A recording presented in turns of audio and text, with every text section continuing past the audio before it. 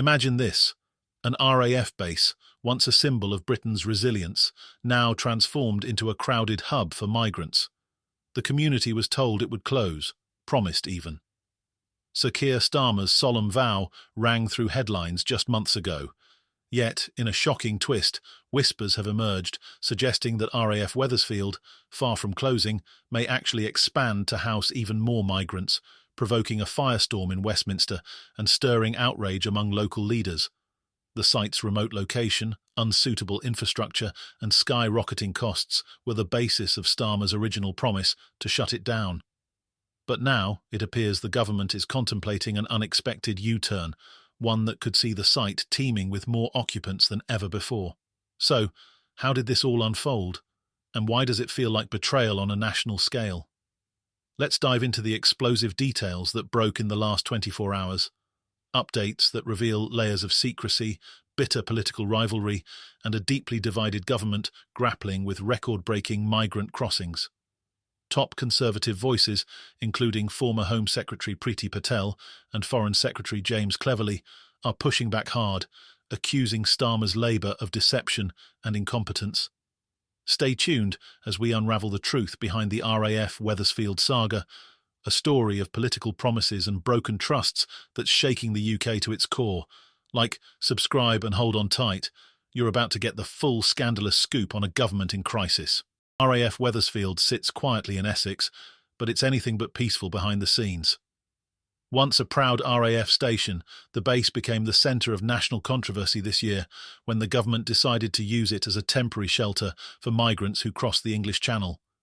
Locals were appalled as this site, lacking basic infrastructure, was abruptly thrust into the spotlight of the UK's immigration policy. Back in July, Sir Keir Starmer vowed that he would put an end to this arrangement, promising closure of RAF Weathersfield, along with the infamous Bibby Stockholm barge and RAF Scampton in Lincolnshire. But that promise has seemingly vanished into thin air. The Home Office, now apparently feeling the weight of rising migrant numbers, has been looking into ways not only to keep Weathersfield operational, but to expand it, setting the stage for a fierce political battle. Labour's pledge to close RAF Weathersfield wasn't just a commitment to local residents, it was symbolic, a gesture meant to reassure a frustrated public that the government would, indeed, address the growing concerns over immigration. But with over 30,000 new migrant arrivals this year, a staggering 12% increase from 2023, the government is now scrambling for housing solutions.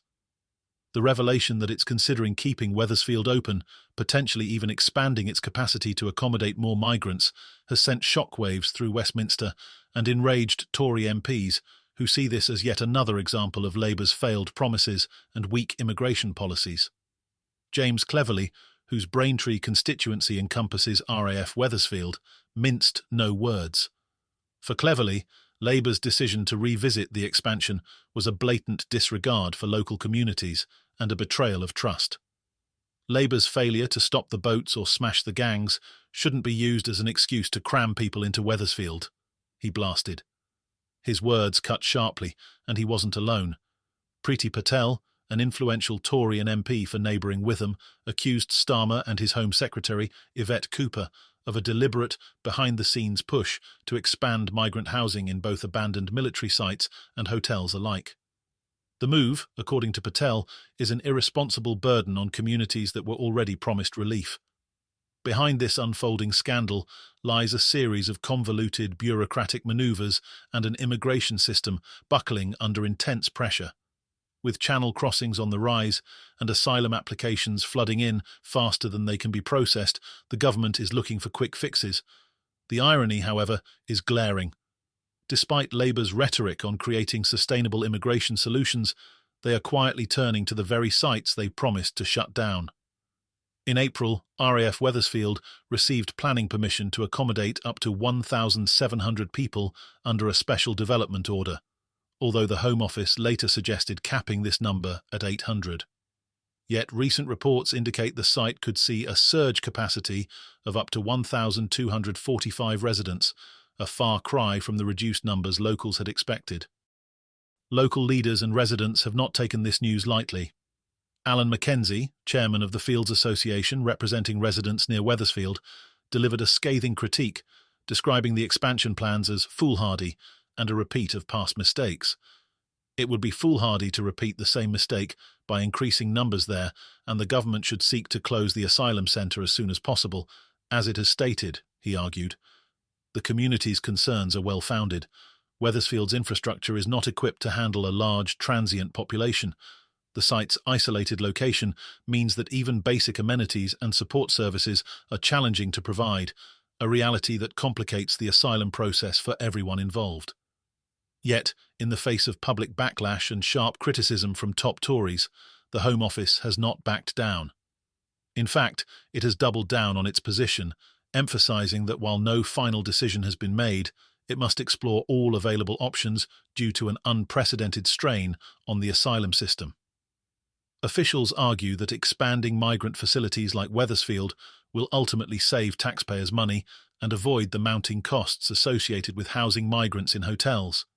They cite a projected saving of £7 billion over the next decade if asylum backlogs are cleared and migrants are promptly processed or removed. For the local MPs like Cleverly and Patel, however, this argument doesn't hold water. To them, the Weathersfield expansion represents more than just another political U-turn. It signals a broader systemic failure. Patel was especially cutting, implying that Labour's wavering stance on immigration policy has left communities to pay the price. "This is nothing but another betrayal of hard-working communities," she declared, warning that unchecked expansions in places like Weathersfield are precisely the kind of bureaucratic blunders that ignite public distrust. Meanwhile, reports have emerged that the Ministry of Justice is eyeing Weathersfield as a potential site for 2 super jails in response to overcrowded prisons, a proposal that has stirred additional alarm among residents. The idea that Weathersfield could become a dual-purpose site, housing both migrants and high-security inmates, has only added to the uncertainty and anxiety among the locals who feel trapped in a game of government roulette. While Starmer and Cooper are now facing fierce opposition from within their own ranks, they must also contend with the resounding public outcry. The UK is more polarised than ever on immigration, and the government's handling of RAF Weathersfield only deepens the divide. Will they stick to their original promises, or will the weight of record-high migrant crossings push them to keep the base operational? And if so, what does this mean for the thousands of residents who believed the site would be closed? For now, the future of RAF Weathersfield hangs in the balance, its fate caught between political promises and practical realities. The government may insist that no final decision has been made, but the public's patience is wearing thin. As Labour's promises crumble, communities across the UK are left wondering if their voices will ever truly be heard.